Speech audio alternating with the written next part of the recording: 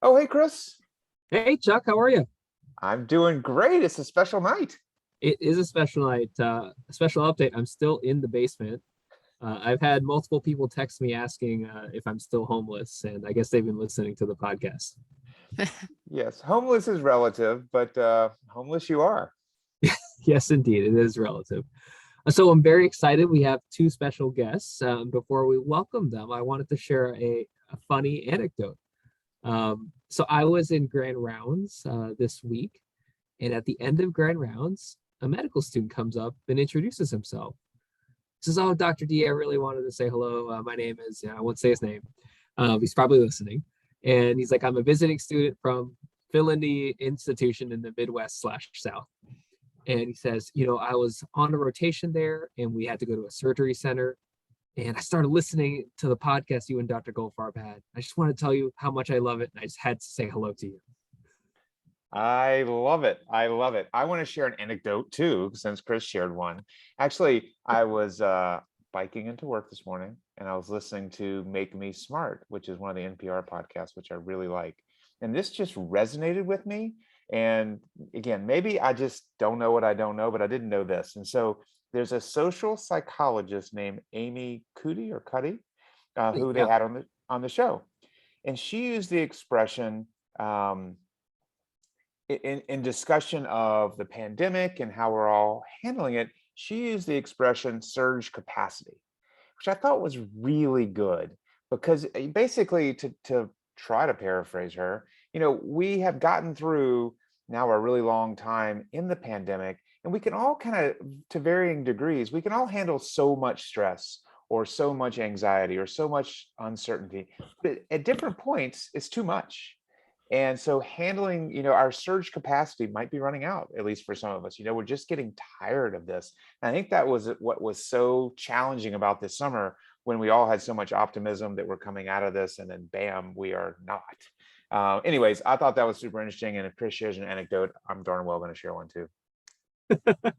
I actually really like Amy Cuddy's work. I haven't heard her talk in a while, but she spoke a lot. I think about 3 or 4 years ago, I read her book about presence and the power pose, and that helped me a lot as I was establishing myself as an early career academic. Absolutely. Is this So like the Superman pose before you go on it, it, stage? it is going into the bathroom and puffing your chest out and looking at yourself saying, "I can do this," which is what I do before every podcast because you make me super nervous. So yes, a little power posing, but yes, I look forward. Maybe I'll check out Make Me. Is it Make Me Smart? Yeah, it's with Kai and Molly. It's really good. Really Did they good. pay Highly you? recommend. Did they pay you to plug their podcast? I'm hoping they'll plug us back in case they're listening, but As it, who I'm knows? sure that'll happen. So really excited. We're here with two wonderful hand therapists. We have Rachel Pigott. She's joining us from Maryland. So Rachel is the president of the American Society for Hand Therapists. She's been an OT since 1999. She additionally has her MPH, which she received from UMass Amherst. So she's a CHT. She's got additional certifications in lymphedema, and she is the ASHT president, and she's got a special interest in equity in healthcare. And we look forward to having you join us tonight, Rachel. Yeah, it's really nice to be able to join you guys for your podcast and be able to talk a little bit about annual meeting and just chat and get to know each other a little bit better, because you guys are going to be awesome presenters at the meeting. So yes, we're very yeah. excited. Hopefully we haven't exceeded our surge capacity by that point. No, never. And would also like to welcome Nora Bennett. Nora, thank you for joining us tonight. Nora actually graduated here from WashU in St. Louis and with her master's in OT, and she has additional training, became a CHT after training at Drexel. So right now, she is joining us from Bend, Oregon, but she has worked on the East Coast at some of the famous hand surgery institutions, including the Curtis National Hand Center, and she is the program chair for this year's ASHT meeting. And she picked some really good speakers this year. Outstanding. Nora, I will say that I was talking to some of your colleagues from Washington University in St. Louis, and somebody warned me that if we're recording an episode, we should tell you this is a clean family show, that I mean, some words, some 4-letter words might come out at some point. I told her, no, all the interactions I've had with Nora are fantastic. I don't understand why that would be a concern. But clearly you've left an impression on folks here in St. Louis, and we're looking forward to having you join us tonight. I'll try to keep it as clean as I can. Maybe those were in your nerve clinic, Chris, those 4-letter words. Who knows? Hey, we made it through a nerve clinic today and nobody cried. So total win. That's a good day. That's a really high bar you've got there. Not crying. I will say on Monday, I started my clinic off with the first patient had tears, but tears of joy because of the needle epidurotomy. She had not seen her finger straight in years. So I'll take that one. But Okay, so those are good tears. Yeah, usually the not great tears outweigh the good tears. I have said it before, there are very few things that I do that give greater patient satisfaction than the needle epidurotomy procedure. I mean, I don't know if I've gotten tears before, but I've gotten a lot of satisfied patients. And not the finger. You're muted, Chris. Nora and Rachel, thanks for joining us. I was hoping maybe Rachel, you could start off by telling us about what it's been like to be the ASHT president in the second year of the pandemic. Yeah, sure. So I feel like, it seemed like something that was a big task that was coming my way and might be kind of overwhelming, but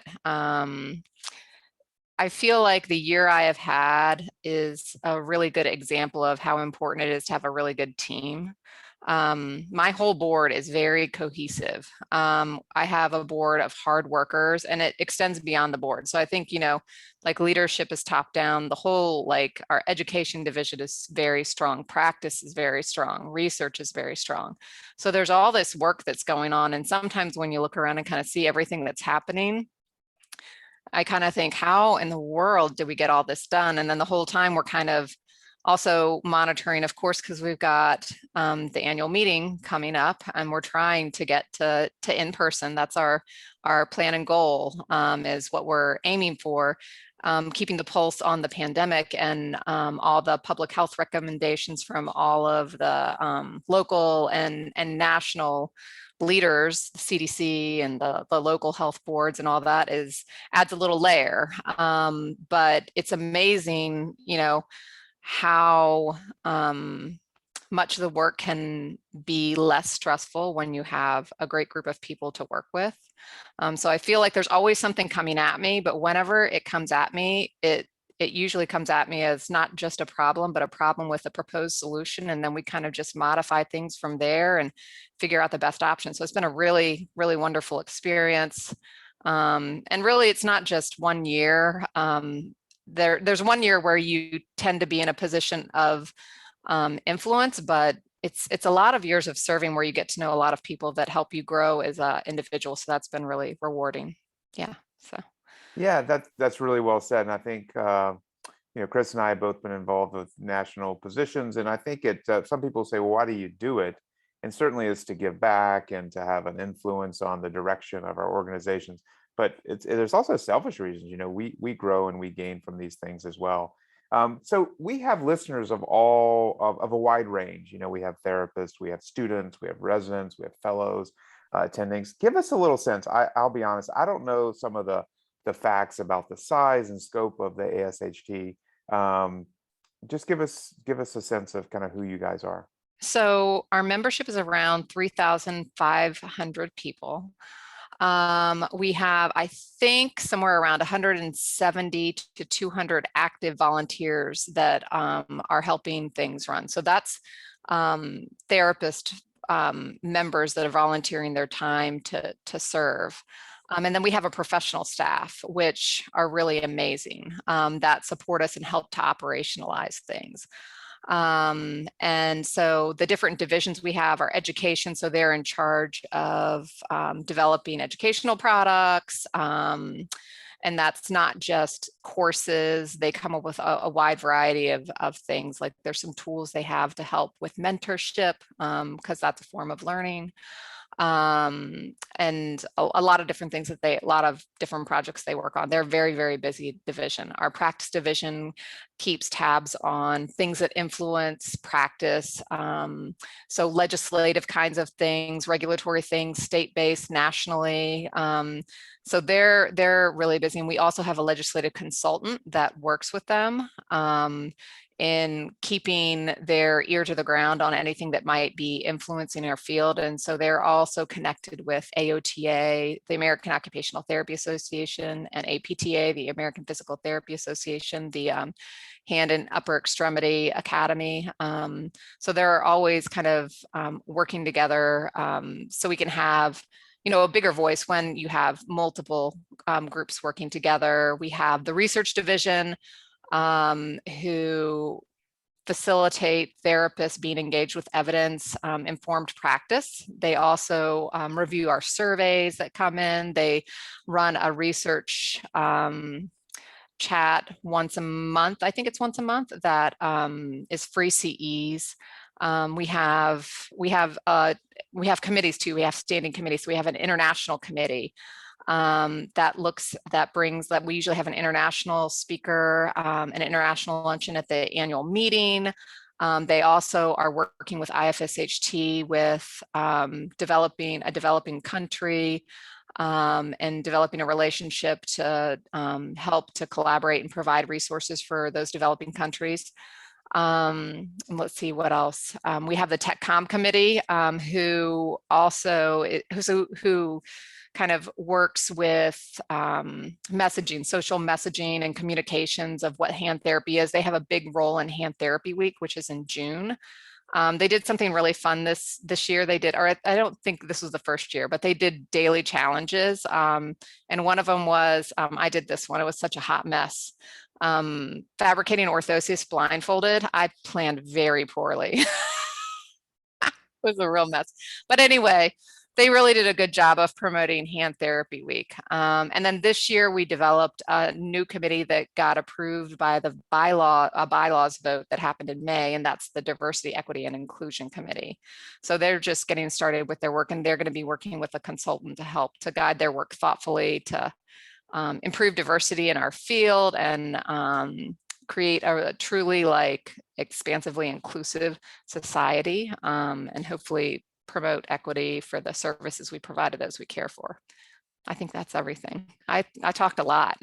It shows you how broad your portfolio is for your organization. I mean, that's wonderful. It sounds like you've covered all of the major and other issues that you really could foresee as touching the practice of hand therapy. Now, I have a burning question. I have never had a national society meeting here in St. Louis, and I'm super excited about it and really hoping the pandemic stuff works out so that it can actually happen in person. Who decided on St. Louis? And I noticed that it's been in St. Louis before, and I think it might be on the list again. So what keeps you guys coming back to our city? Well, it's a great location for a variety of different reasons. So if you want to talk planning and logistics, it's kind of central in the country. So it's helpful for people getting to and from.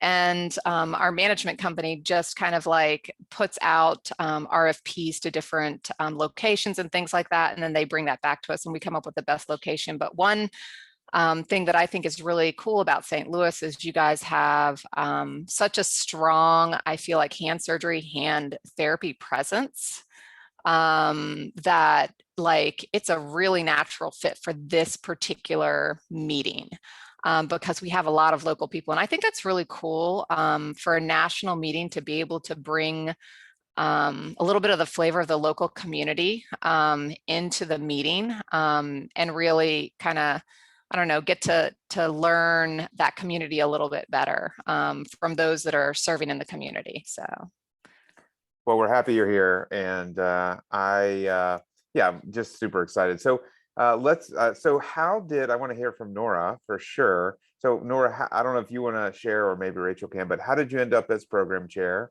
and how probably most of your hard work is already done, but how's it been planning for this major meeting? So interestingly enough, I have actually done this before. I was chair back in 2017 when we had a meeting in Anaheim, which was another fun place. We had kind of had the Disney theme going with that one.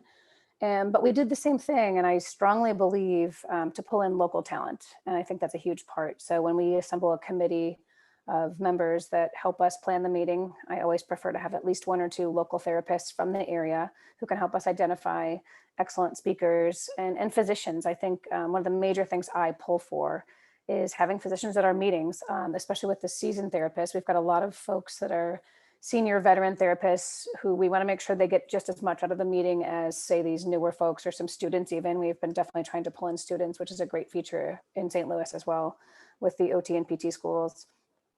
So basically the way it works, as I think it does in the hand surgery organizations, is there's an elected board, but then there's chairs that are basically selected. And what happens when you room with Rachel Pigott at several meetings over, I don't know, a 6 or 7 year span, is that she looks at you and says, well, you went to WashU and you know St. Louis and you've done this before, and hey, can you please do this again? And even if you're like, oh, I swear I wouldn't do it a second time, you say, okay, Rachel's a good egg, I'll do it for her. So that's how it happened. Good to be a good egg. you've got to be a good egg. Trust me, it's all about the president too. I mean, it's definitely someone you work very closely with, who you trust, and obviously it has to go the same way. There's a lot of decisions made. There's a lot of communication, talk, and developing also not only the theme, but what do you want to see at this meeting? And I obviously, knowing St. Louis and having gone to WashU and been in the area, it's a nerve powerhouse. And so my head immediately goes to, okay, we've got the peripheral nerve capital in the US. Let's get these folks. Let's get a couple local therapists on our committees. Let's identify surgeons that we would really like to see at our meeting, because ultimately my job is to put on a strong educational content meeting that will draw our therapists. It's been a little bit different. Obviously, last year we moved to pure virtual a little bit earlier on. We had planned for a full meeting. We were supposed to be in San Antonio. That obviously did not happen. About April, we shifted to pure virtual for October. This year is different because we actually were on site in October. In July, we went to St. Louis. We checked out the hotel, we toured it. We are planning for a much smaller meeting that's capped in number, but we also have the virtual component. So there is that flexibility piece. But the situation was definitely better than it is right now. But we have essentially stuck with our plan of we're trying for an in-person meeting. We have things in place like masks mandates within the organization itself. We cannot require people to be vaccinated, but we are obviously strongly recommending it. We will have seating 3 feet apart, and we've kept the number at 400, but the virtual is open. So those are the things we're really pushing for. And obviously we're keeping in touch with, the hotel staff is keeping us in touch with our organization daily based on the Department of Health, St. Louis and Missouri guidelines, just so we can obviously keep it as safe as possible. But we're really, really hoping and pulling for that in-person meeting. Awesome. Yeah, and I was going to say one other thing on top of what Nora just said. I think the fact that we have the hybrid where it's in person and virtual is important, because then that helps us to be able to respect everybody's comfort level with whichever environment they prefer to learn in, especially given our current societal situation.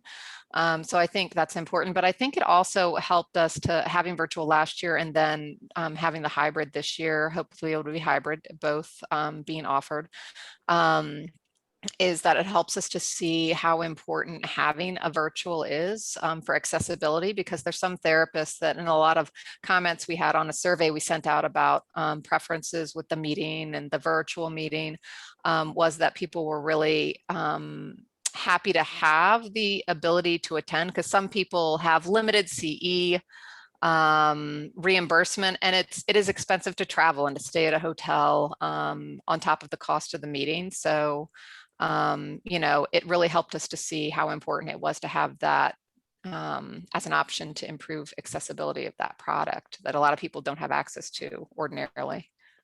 Perfect. As well as to get away from kids and families. That's definitely something we recognized last year. We had so many first-time attendees. And so we basically went back to them and said, okay, what was it? Obviously the pandemic was what drove it, But there were people who were never able to take off 4 or 5 days, fly to a meeting, pay for a hotel, pay for meals, get away from a family, a job. So now I think part of our organization was asking for this before, but there's one good thing in the pandemic. It essentially drove us to it. It forced us into that situation. And I don't know that we'll ever not have it now. It's a definite benefit. We will be recording every single lecture that happens. All of our plenary sessions, our main sessions will be live recorded, but also available later. And then each of even the concurrent sessions will be recorded.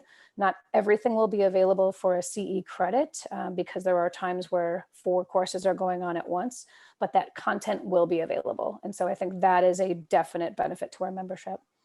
I know Chris and I have additional questions just about the content, which I think is one of the main things we want to get out to the listeners. But I will say, I'll share good news. One of the good things about living in Missouri in a pandemic is things got really bad here with the Delta variant really early. And so while it looks like, and I don't want to jinx us, but looks like we are coming down off the high point of the curve in Missouri or Missouri, depending on what you want to call us. And that's good because these curves do tend to be predictable. So the last couple of weeks have been flat or slightly down. So fingers crossed that you guys have this meeting at exactly the right time. We have 6 weeks or so. So it could work out really well. So I wanted to Hoping ask a question. So I'll ask Rachel this question, and then perhaps Nora can answer the second question. So Rachel, as a practicing hand therapist, what session are you looking forward to the most, aside from, of course, the live taping of the upper hand? And then Nora, as the program chair that you put together everything here, what session do you think hand surgeons would be really interested in listening to? So I'm going to pick 2, maybe 3, kind of. So I'm really looking forward to the invited presidential lecturer, who is Wilbur Ross, and he is a physician that's also MPH, epidemiologist from WashU, and he's going to be talking about health equity and the plurality of health equity. So I think that'll be a really interesting presentation. And then after that, there's a health equity panel, which is an interprofessional panel that includes Dr. Ross. It also includes somebody from the Brown School of Public Health, Daryl Hudson, 2 occupational therapists, Quinn Tominski and Duana Thomas. It also includes a physical therapist from St. Louis University, Barbara Yem. So it includes both schools, and it includes a wide variety of disciplines. And it's I think, important topic for all of us. I'm also looking forward to the presentation. I think it's on Thursday night. Nora can help me if I'm wrong on the brachial plexus presentation that I think, is that you, Dr. Yeah. And I can't remember the therapist off the top of my head, but you also have a patient involved, right? The stakeholder. I love that. Like, I love that it's including the patient's perspective, because that's such an important component of healthcare that I think really helps to improve quality. Yeah, so I'm looking forward to that one too. Yeah. So Chris and I know at least some of the people you mentioned, and Will Ross is awesome. So that you're right, that is going to be a highlight. So congratulations for planning that, both of you. Yep, and actually to just cap on what Rachel was saying, the session with the brachial plexus outcomes is Dr. D, but also a therapist, Jamie Findius, who's involved with ASHT, as well as a patient, but also I believe it's a pain psychologist, correct, Dr. D? Yes. So we're going to have, I'm really, really looking forward to this, because I think it's a wonderful opportunity. So I thank both of you for the chance to do it. We're going to present a session that's about looking beyond just the nerve part of it. So beyond what hand surgeons or peripheral nerve surgeons and hand therapists do, but looking at how to approach the patient as a whole. This is very much in line with, a lot of the work we've been doing over the last few years. We're going to have myself, Jamie Findice, a wonderful CHT that I work with on a regular basis for many of our nerve patients, as well as a pain psychologist, Dr. Sarah Boudet from the WashU Pain Service, a patient advocate from the United Brachial Plexus Network, Christopher Janney, And also one of my patients is brave enough to come speak. So a current patient of mine, Sam Watts, is going to speak about his journey as he goes through. He's living this right now. So I think it's going to be a really fun blend of perspectives. And my job is just to set the stage and get out of the way. I think it will be fantastic. And I do think that therapists in general, especially if they don't see brachial plexus injuries, can be extremely overwhelmed by it. So I am looking so forward to having all of those pieces come together just to make it approachable for the therapist who maybe doesn't see it as often. Yeah, speaking Nora, as a, oh, no, go ahead, Chris. I was going to say, so Nora, what do you think surgeons would want to tune into? Because I'm sure there are going to be some excellent sessions. I was looking through the schedule, and I saw a few things I already have bookmarked that I want to attend. For sure. I think obviously specialty is gonna weigh in, but one of my other favorites is obviously that opening night, the Gateway to the Nervous System panel. We've got a panel of experts, which also does include Dr. D. It includes Dr. Susan McKinnon, as well as Dr. Holly Power, who trained at WashU and is now at University of Alberta, who's done a lot of work in nerve transfers, and then Lorna Kahn, who is an outstanding physical therapist who's worked for a long time with Dr. McKinnon. And so you four are going to basically give us an update of kind of where we stand from a peripheral nerve injury perspective. And I think that's always appreciated just because that is, I think, one of the biggest things that is still evolving, and another topic that therapists, especially if they don't see nerve transfers, don't always feel very comfortable with. But as WashU and several other institutions are training more and more fellows who are then going out into different positions, more and more people are starting to see these surgeries and kind of don't know where to start or know where to begin. And so I'm super excited about that session. And I think that will be a great update for everyone. But from a surgeon perspective, there's so many therapy-driven sessions as well that I think it might be interesting from a surgeon perspective to see kind of what we do or the hands-on aspect of a lot of these different topics. I mean, everything from manual techniques to treat elbow injuries, to spinal cord injury, and surgical techniques with Dr. Ida Fox, who's going to go over some motor transfers for that aspect. We've got hands-on workshops in the beginning of our session, which are separate. They're pre-conference institutions, but we've got orthotic sessions in there. We've got another session that Dr. D will be helping us with cadaver dissection, focusing on nerve because we're in St. Louis. So there's a plethora of topics and information. We've got a bunch of different sport and athletic topics. So I think we're going to cover it all, but I am also excited about your upper hand session. I have hand selected my roommate and great friend from WashU, Becky Nadusky, to moderate that. And I think that'll be super fun, especially highlighting trauma, which I love. Blood and guts is my favorite, and especially the tendon aspect. That's one of Becky's favorite topics too. And I think that's another one that therapists are always craving for, is a little bit of tendon talk. So we're psyched for that one too. Yeah, it sounds awesome. So two comments. One, it's always interesting to me what our fellows get anxious about as their year comes to a close. And we are so fortunate at Washington University to work with just fantastic therapists who are in our clinics with us and just help with patient care, help educate us. And so the fellows get really nervous about what happens when they leave fellowship and not understanding all that goes on behind the curtain with therapy. So about a month or two before, they start to realize that, oh my God, I got to figure some of this out. And so you're right, it is something that all of us can learn more about. The second thing is really the most important thing I'm going to say tonight is in St. Louis, we do other things besides nerve. Some of us do not live and die by nerve. So let that be known to everyone that there are other things like sports and congenital that we also do well in St. Louis. And Dr. D set you guys up so that you could give him praise. I still want t-shirts made with, St. Louis, the peripheral nerve capital of the world. I think we that needs to be given out at the meeting. And Chuck and I actually have some swag that we're going to give out at the meeting for those that are in attendance at the session. I think I'm just going to start throwing them off the stage like Oprah would. So it'll be fun. Yes. I want a t-shirt, but Dr. Goldfarb, to your point, I will echo that. We've got I think we have of physician therapist combinations. We've got one in our pre-conference institute. We have 3 plenary panels that have surgeon therapist interactions, and then we actually have 8 concurrent sessions. So everything from evaluating the spinal nervous system from a peripheral to central view and determining is it C-spine versus peripheral problems, to basal joint arthritis, to a sports talk. So I will say that you're correct. We are hammering home some nerve topics, but we do have a really good mix and combination, including local surgeons. So we're thrilled for that as well. Just one thing that caught my eye on the program that I thought was really interesting was the kind of the more casual sessions. So I noticed that you've got, for example, a happy hour with a scholar.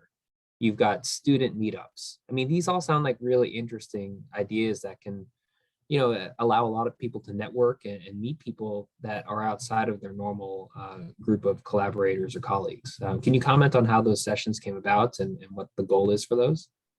I definitely can. So Happy Hour with a Scholar was originally a breakfast meeting, and it was 6:30 in the morning on either a Friday or Saturday, and it got a lot of complaints. And so a pretty well-known hand therapist, when I was going into my first time as chair back in 2017, said to me, "Oh dear God, can we please do something about this breakfast meeting?" And in my natural form, I said, well, I think we should make it a happy hour. So that's essentially how that came to be. But initially, we were not allowed to call it that. So we named it something else, but it became the after educational session part of the day. And it was later in the day. This is back in LA, and it was a hit. It went off really well. There was not an open bar. It wasn't that big a hit, but it was a cash bar, and donations became extremely generous as people were enjoying themselves. And so the American Hand Therapy Foundation decided, wow, this is a much better idea than people half asleep at breakfast who are not opening their wallets as much. So the year after, they were allowed to call it Happy Hour with a Scholar, and then it came to be. We always had a scholarly person give a great lecture, but it was much more interesting with a glass in your hand at 6:30 p.m. than a.m.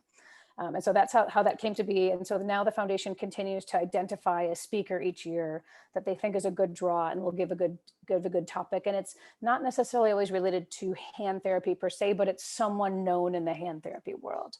And so that's how that one came to be. And then the student meetup is a newer feature. We end up with a lot of lunches as well, putting together different committee meetings, but also just different groups, especially now with things like telehealth or folks that are really specialized in smaller areas like pediatric hand therapy. Those are the benefits of having live in-person meetings, is we can put these people together and they can share ideas, and it's a lot easier than doing it. Yes, we can do it, virtually, and it would be, meeting up, over a computer, but the face-to-face interaction is truly something we all value, and putting these people together to have those interactions is obviously why we're doing what we're doing and what we're aiming for, and why we're continuing to push forward even during this pandemic. And the students is another aspect that we really try to engage. So we've got a person on our education division who is solely in charge of helping to engage the students in the area at SLU and WashU and any other institution. We actually have a couple of student speakers as well. And so we've always tried to engage that. And we also have always had WashU students help us with one of our courses when we are in St. Louis for our hand therapy review course. That is one of our 4 locations, and WashU students have always been a part of our program there to help with the tech. We allow them to come in on the program. We don't give them CEUs, which they technically don't need, but they're allowed to sit on the program the entire time. And so we've engaged with WashU for quite some time and now have a really good relationship with them. So that's definitely something we want to continue to build and to prosper.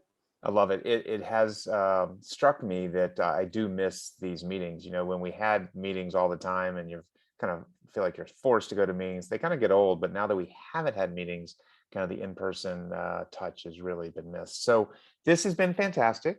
Thank you both. And I think I'll turn it over to Rachel for the final word about the ASHT meeting in St. Louis in early October. Oh man, the final word. Ooh, pressure. Okay, I'm gonna get myself together here. I guess what I will say is that we're hopeful to be able to all get together and and learn from all these great topics we've heard about that are going to be presented from all these wonderful speakers, and be able to have face-to-face interaction with our colleagues. And we'll, of course, be striving to do this in the most safe way possible and try to be very responsible in keeping our ears to the ground on what's going on with everything in our society, particularly in light with the pandemic. But we really hope to see everybody in St. Louis in October. Thank you. Mhm. Thanks for joining us both, Rachel and Nora. We're looking forward to it for sure. And even if the meeting ends up not being in person, which obviously we're hoping that it will be, I'll be at the Marriott. I'll just present directly from the Marriott lobby. So if anybody's in St. Louis, they can join me there. Yes. Perfect. There are some beautiful rooms in that Marriott, so we can make a couple of suggestions. But yes, we definitely hope to see you both in person. If not, we'll make the most of it as we all have been doing for the last year and a half. Thank you. All right.